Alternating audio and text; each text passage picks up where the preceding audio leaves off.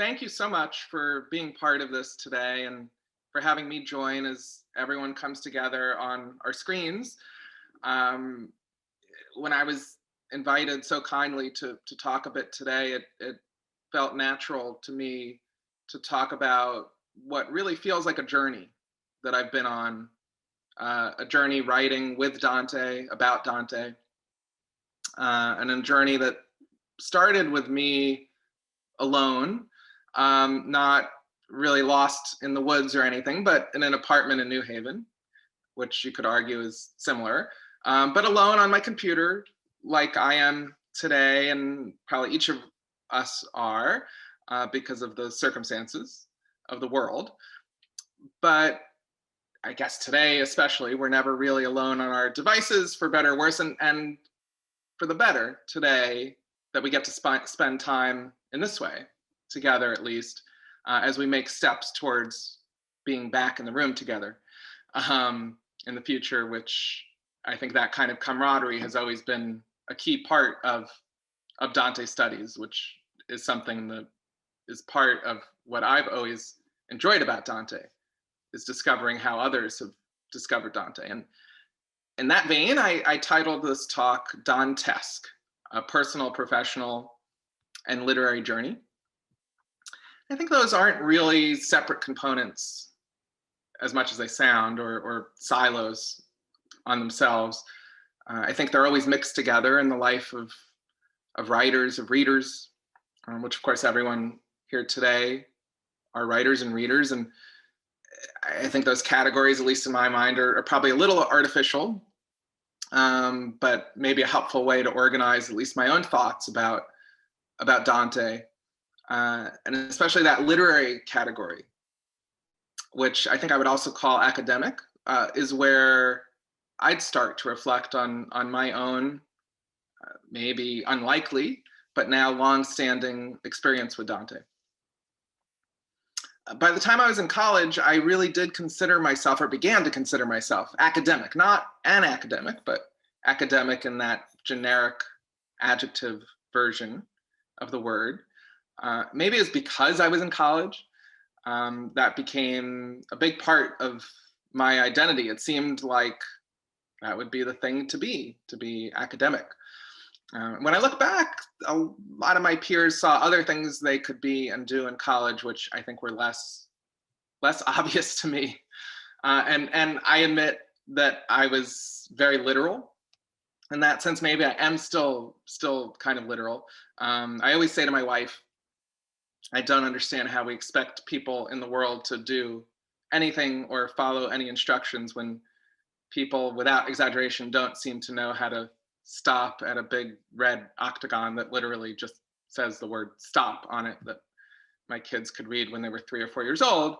And instead people glide or slide or speed right through it. But again, I tend to be very literal. And in that same sense, it seemed to me at the time when I started college that I should take on the most difficult and challenging and different and unfamiliar classes and curriculum that I could put together within reason, not physics or anything like that.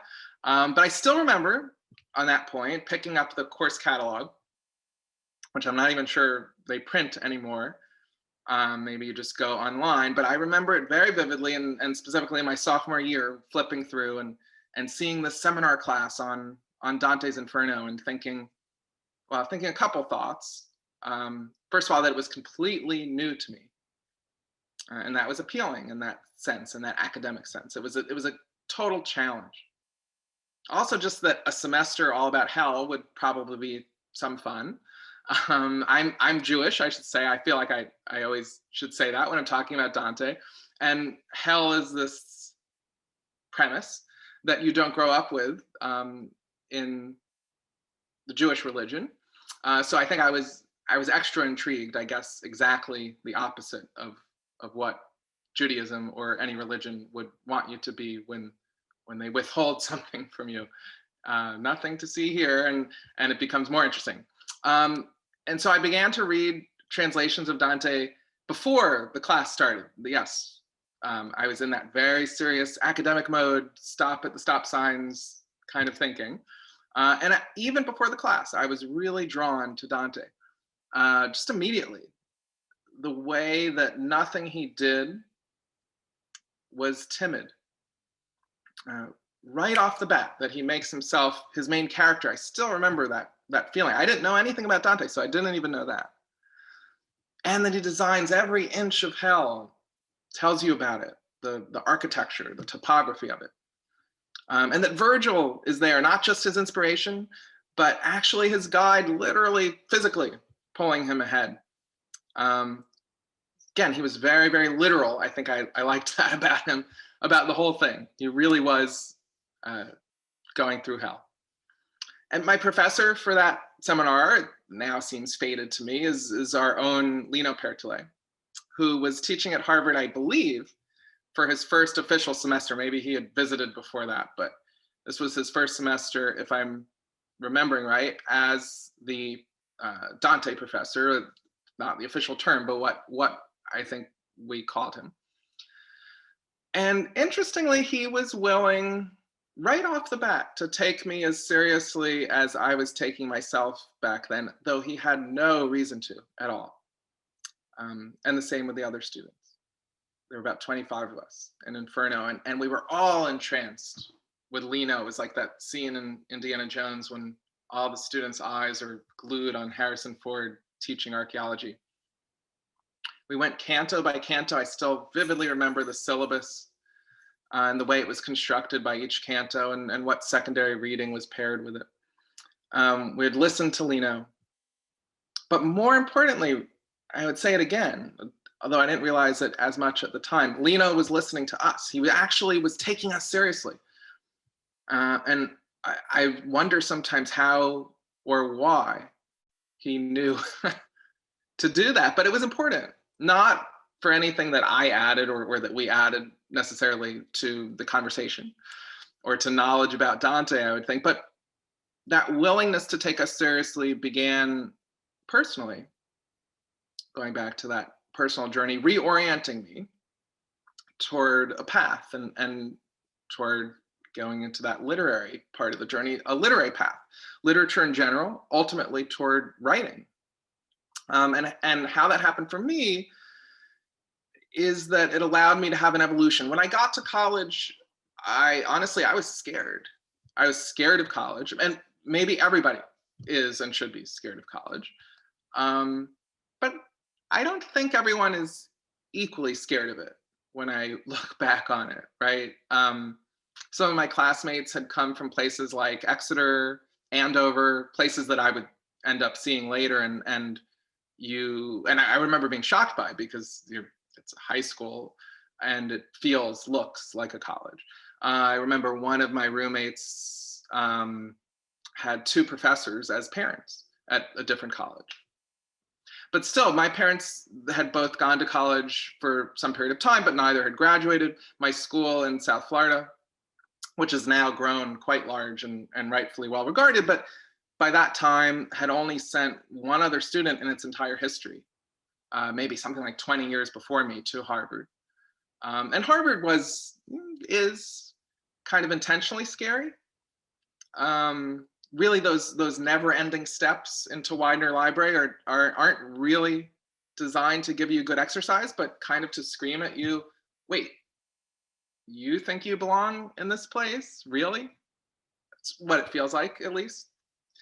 And I had the same feelings about great books, about important literature. Could I really understand the great writers of the world?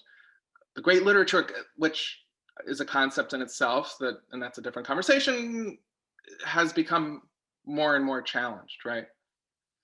What could I know? What could I bring to the table? I remember when I got to campus, there were a few days where you have nothing to do. You're just exploring, really, just kind of tiptoeing around, in my case, trying not to do anything wrong. And I sort of fell in with the wrong crowd.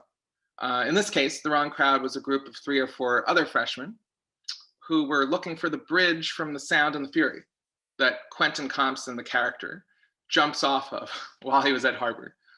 I swear this somehow happened. We spent hours, I guess it felt like the whole day, looking back, studying the different bridges for clues, and only later finding out that Faulkner had never actually been to the Harvard campus, maybe never been to Cambridge at all, and had totally made up the geography and the choreography in that part of the novel.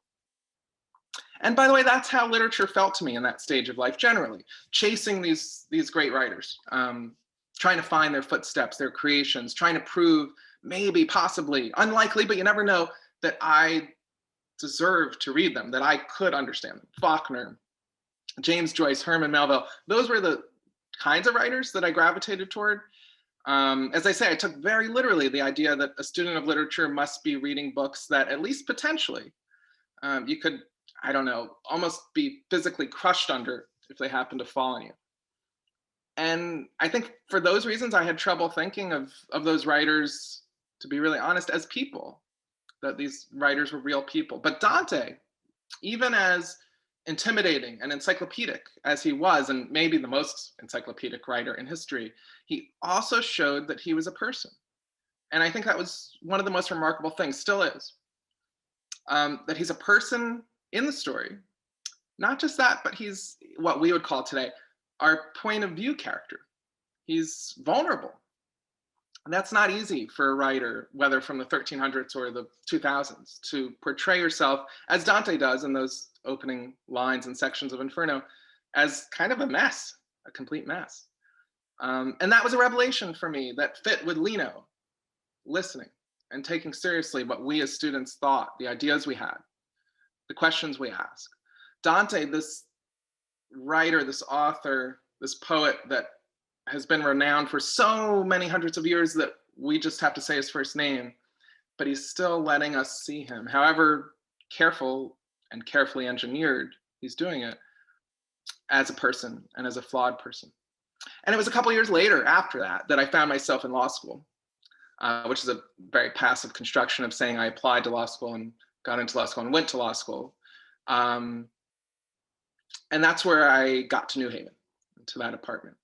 And it was there that I took that unplanned left turn into writing fiction, but just writing more generally. And it was Dante that opened that path up on a couple levels. When I reached the last year and a half of my undergraduate years, I became a little stuck because I had fallen so hard into the Dante rabbit hole that I no longer wanted to write my senior thesis on those other authors that had been on my Mount Rushmore of literature, the C.S. Eliot, James Joyce's.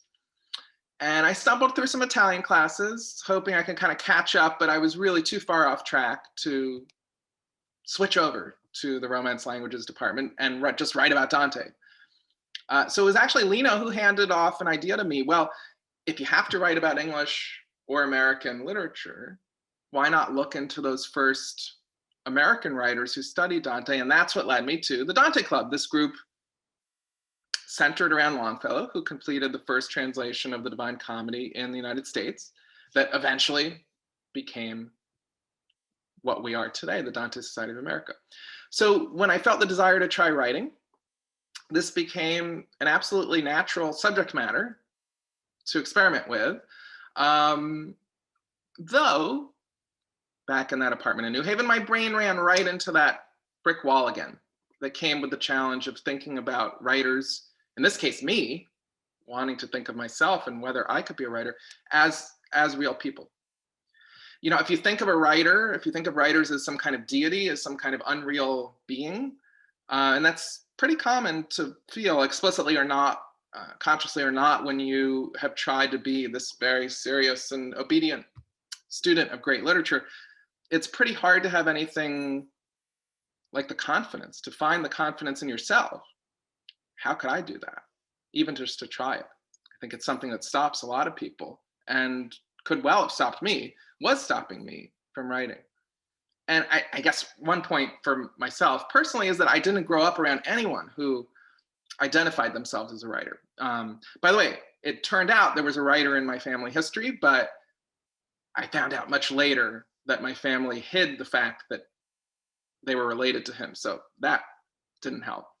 I remember when I got to college, one of my classmates that I became friends with, I found out his father was a novelist, and I just couldn't wrap my mind around it. And the classmate clearly wanted nothing to do with ever writing fiction, because I guess he was probably really perceptive and grew up around it and and saw what came with it.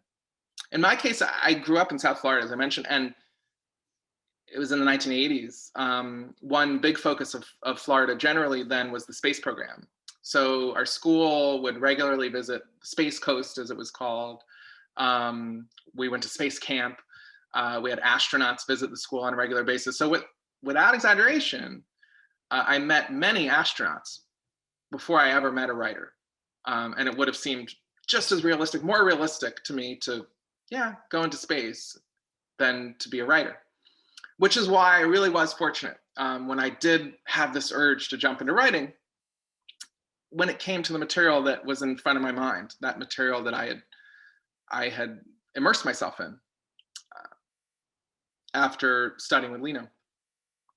Because Dante, we have the writer who makes himself the character, and the Dante Club, we have a group of writers at turning points in their lives of all different kinds who saw in Dante a sort of representative, a beacon of what it meant to commit oneself, for better and for worse, to literature, to writing, to teaching. And their lives were animated to me even more by actually standing in the living room of Longfellow in Cambridge. In the same zip code as where I discovered Dante, stepping through the same space where that Dante Club had those experiences in. And it was the perfect combination for me to imagine how Dante came alive for them and how I could construct a story around that excitement, around the danger of that happening by adding in manifestations of the really true life fear that existed at the time around reading, studying, spreading Dante, of welcoming in ideas, literature from foreign countries and cultures. And I did this, by the way, in secret. Just as I mentioned at the top of this talk, just me and my computer, sometimes a legal pad, just me and the screen, as we are today, because the path ahead, that idea of being a writer, felt so uncertain still, and too uncertain to tell anyone that I was doing it or that I was trying to do it, until I absolutely had to, which eventually I did. And I went from being a lawyer to being a writer, not just in the sense of acting, of writing itself, of the act of writing, but as a career. And there was this intersection for me, that kind of three-way stop sign, going back to that image of my literary or academic, my professional, and very much my personal journey, that ended up steering the direction of my life, of where I would live, of whom I might meet, of what I would experience for years to come. And the Dante community had already been so supportive without my asking, starting with Lino in that seminar classroom. And I did have to worry, well, wait, is this okay? Would this be okay that I'm doing this? And my next Virgil, so to speak, in New Haven, was another Dante professor, Peter Hawkins. And I remember, I don't know if Peter remembers this, but I remember I told him about my Dante Club novel, and I was working on it. And I said, well, is this okay to do it? Because, again, confidence in my own choices were still difficult for me. They still are a lot of the time. And here I was, a law student writing fiction, a Dante student experimenting with bringing Dante outside of academia. Am I not following the rules all of a sudden? Am I not stopping at that stop sign? Should I go try to be an astronaut instead? Is this too much? To take these historical figures, these literary figures, remix them, so to speak, into a new story with life and death stakes and imagined scenes mixed with real ones. And Peter said, in his always reassuring and completely convincing way, in which he lets you answer your own question, well, isn't that what Dante did? And I've always carried that with me, that little bit of confidence to extract from Dante's enormous trove of confidence. And the Dante Club itself, in many ways, carried me forward with momentum. At this point, I've written 6 novels in all, including the Dante Chamber, a follow-up to the Dante Club set among the London-based aficionados of Dante that were kind of counterparts to Longfellow's Circle. And my first narrative nonfiction book is coming out this year in October. And all of that started with that first and really surprising journey. And the project ended up bringing me to amazing places. Visits to really special sites in Italy, in Florence, Ravenna, Milan, particularly on the Italian side, on the Dante side, that I would have never imagined when we were sitting in that dimly lit seminar room in Boylston Hall on Harvard Yard, where Lino first sat down with us. And when I talk about that personal journey, I mean beyond any travel itinerary, obviously. I actually ended up living back in Cambridge after law school because, well, it seemed to make sense. That was the setting of the book that I was still working on at that point. Honestly, it was a really, really questionable decision if you have even a little common sense at 26, 27 years old, which I guess you really don't, about cost of living. I obviously did not, but it was there in the Cambridge, Somerville area at a mutual friend's birthday party that I would end up starting to talk to another recent law school graduate. And when the topic came to what our jobs were, and oh, it's so hard for me to tell people I'm a writer. It comes with all this baggage and goes back to that idea of being a writer and what that means. And I started to explain, oh, I'm a writer, and explain what it was and explain what I wrote that had come out recently at that point. And she said, the Dante Club, I'm in the middle of reading that right now. I'm on page 64, 65. And I was single at the time, terrible at being single and having to meet people. But I did stop at that moment and think, okay, if you can't get her phone number, then just give up. And she, that then recent law school graduate, Toby, is now my wife, and we have 3 kids who by a very young age were asking, who's Dante? In kind of slightly annoyed tones. The Dante Chamber, my follow-up to the Dante Club, is actually dedicated to Toby with a reference in the dedication to page 65, which people flip to page 65 and can't find what's there. But definitely one of the most gratifying aspects of that personal journey and of having written novels that often incorporate literary history, literary figures, is when those get assigned to schools or simply are read by younger readers. My kids aren't old enough quite yet, but high school students, college students. In the case of the Dante Club, Dante Chamber, I am always so appreciative when I get to hear, for instance, that those books made someone go read Dante for the first time, or go read Dante very seriously and go on to study Dante. And I always know when one of the books is assigned in a high school, or usually I do, because I will end up getting an email that says something like, Dear Mr. Pearl, what are the 3 main themes in the Dante Club? It's probably not so different from some of the emails many of you get who teach in the last years that say things like, I was not able to go to class today. Could you tell me everything that happened? Which, you know, we could debate whether email has made the world better or not based on those.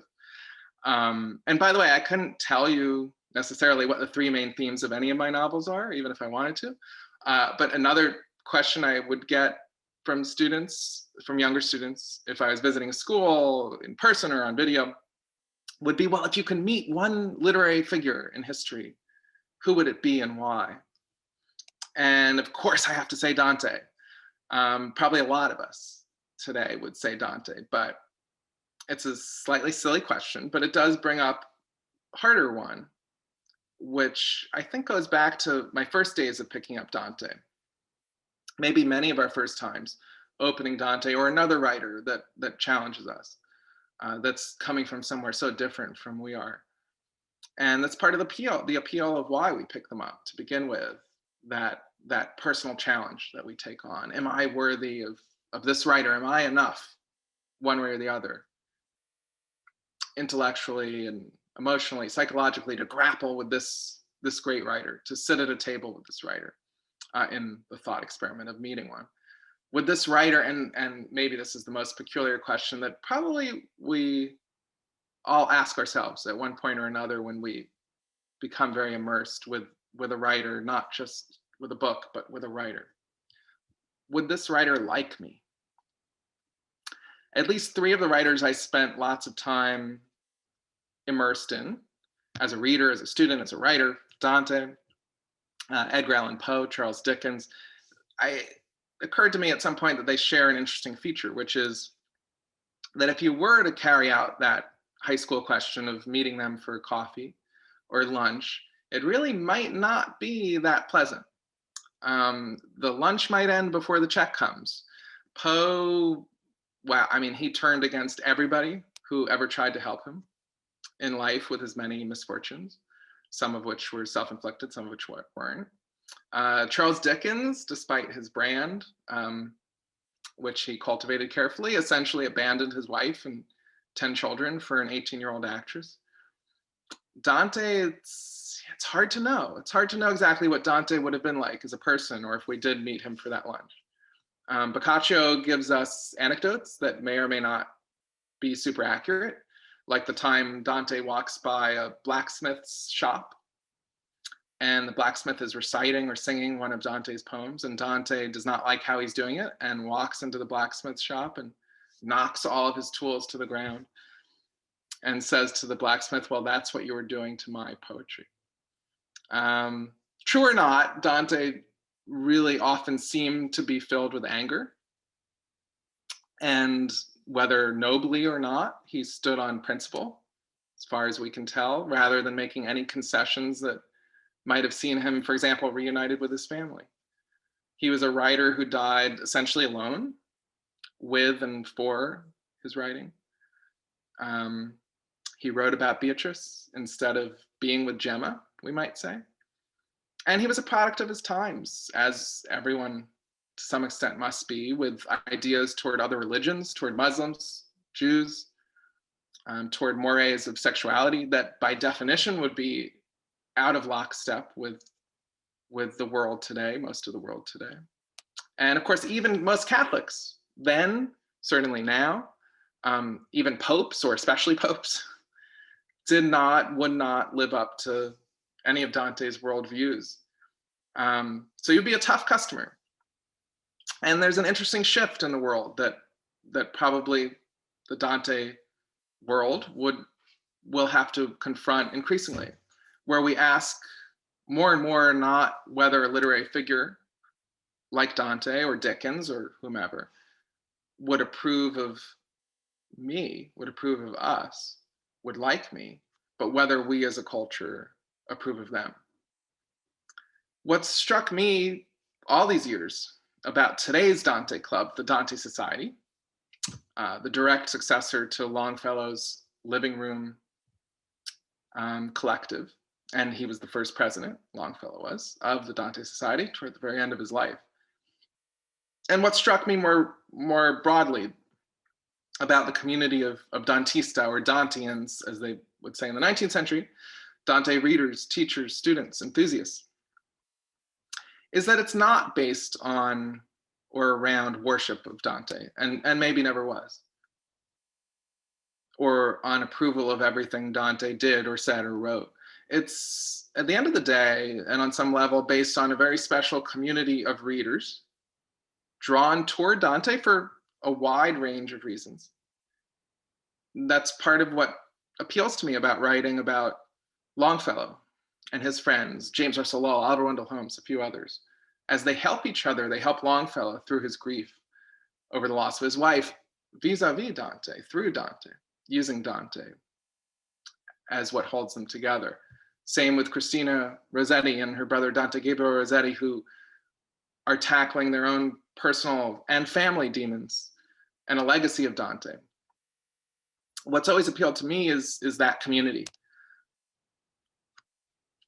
My talk today, saying a few words about my own journey, I called it Dantesque, but not really thinking of it, that word, in the way that it's usually used, which, at least what I notice, is limited more to certain aspects of the Inferno, meaning I think it's fair to generalize kind of hellish or grotesque. But I think what's also Dantesque is the commitment and trust that we see Dante and Virgil have for each other, for example, in the poem itself, and to a lesser degree, other guides and advisors that partner with Dante through the three canticles. I think what's also Dantesque is the Dante community. So often through the years, long before my time, our own time, quietly supporting each other, supporting new students, which is wonderfully reflected in the Dante Prize every year. Students and readers who almost certainly all feel timid and unworthy as they first enter their journeys. I saw it myself for years, that support I've already mentioned in Lino and Peter Hawkins, and also I would say other names, Rachel Jacoff and Ariel Saber, who welcomed me to her classes to talk, and Giuseppe Mazzoto, who invited me to speak to his class all the way back when I was at Yale, and all giving me those extra pieces of confidence and camaraderie. And all of you today, who welcome my perspective, but much more importantly, the perspective of so many others, from so many backgrounds and religions and cultures and countries, to a literary and academic circle that can so easily become closed off, and doesn't in this one. And to me, that's when I think of Dante and when I think of Dantesque, it will always be that community, the community with its arms wide open to new voices. So thanks so much again for having me here and hosting me.